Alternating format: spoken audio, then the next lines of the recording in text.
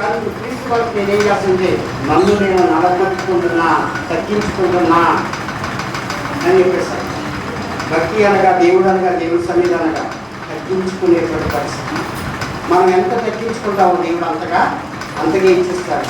పౌలు గారు తగ్గించుకున్నాడు, 14 పత్రికలు రాశాడు, ఎంతో మందిని సేవకులుగా తీర్చిదిద్ది ఆయన ప్రతి వ్యక్తి దగ్గర ఎలా ఉన్నాడంటే సవాల్కరంగా ఆయన సాక్ష్యాన్ని చూపిస్తూ ఏం చేశాడంటే బోధించే వ్యక్తిగా ఉన్నాడు. అంటే ఇక్కడ ఈ మాట ఏమంటుందంటే మీపై నాయకులుగా ఉండి మీ ఆత్మ విషయంలో లెక్క అప్పించాలంట. బోధించే సేవకులు మాకు ఎందుకు రాలి, వారికి చెప్పినప్పుడు ఎందుకు తీసుకోవాలంటే మీ ఆత్మ విషయంలో మీకు బోధిస్తున్న సేవకులు తప్పకుండా లెక్క అప్పగించాలంట. అందుకని వారి ప్రవర్తన ఫలాన్ని మనం ఏం చేయాలంట, జాగ్రత్తగా చూడాలంట, గమనించాలంట. దాని ప్రకారం మనం కూడా నడిచేవారిగా ఉండాలని దేవుడు వారికి సెలవిస్తుంది. మరి ఎలా ఉన్నాం, ఎలా ఉంటున్నాం, చెప్పినటువంటి మాటలు ఏదైనా తీసుకుంటున్నామా, ఆలోచన చేస్తున్నామా, వారి ప్రవర్తన ఫలాన్ని జాగ్రత్తగా అనుసరించే వారిగా ఉంటామా? మరి ఇక్కడ మరి ఎన్ఏ ప్రార్థనా మందిరం ఈ ప్రార్థనలు పెట్టారు. మరి మొదటిగా తక్కువే, రెండోది కొనుక్కుమాడు, మూడోది చూస్తే ఇక్కడ పెట్టారు. ఇలా పెట్టిన తర్వాత మరి ప్రతి నెల క్రమంగా న్యూస్లో సహవాసపోవడం అనేది జరుగుతుంది. నేను మామూలు మనసు పొందిన తర్వాత సహవాసం నాకు పరిచయం అయిన తర్వాత ఒక సెకండ్ సాటి అనేటువంటి విశ్వాసం కూడా ఒకటి నాందేదండి. నేను సేవకుడే 8 సంవత్సరాలు దాటిపోయింది. ఒక సేవకుడు కూడా పోగొట్టుకోవాలి.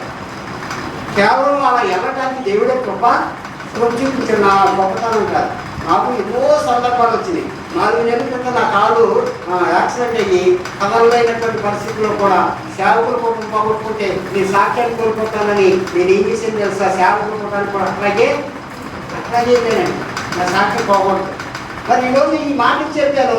ఆ మాట చెప్పడానికి 4 నెలల క్రితం నేను ఎల్లబోకుంటే నన్ను ఎవరేమన్నారు, యాక్సిడెంట్ అయితే నేను ఆల్రెడీ తెలియని సహవాసాన్ని అనేక రోజులు తెలుసు. నాకు యాక్సిడెంట్ అయినటువంటి సంగతి, నేను కదలకోకుండా ఉండవలసిన డ్రెస్ తీసుకోవాల్సిన పరిస్థితి. నా కేవలం నా సాక్ష్యాన్ని కాపాడుకోవడానికి నేను ఏం చేశానంటే అడుగుల ముందుకి వేసానంటే మన పైన ఉన్నటువంటి నాయకులను కోరి ఏం చేస్తూ ఉన్నారంటే వారి ప్రార్థనా ఫలితం కావచ్చు, వారి ప్రవర్తన కావచ్చు గమనించి ఏం చేయాలంటే మనం కూడా అలాగా తయారయ్యే వారిగా ఉండాలి.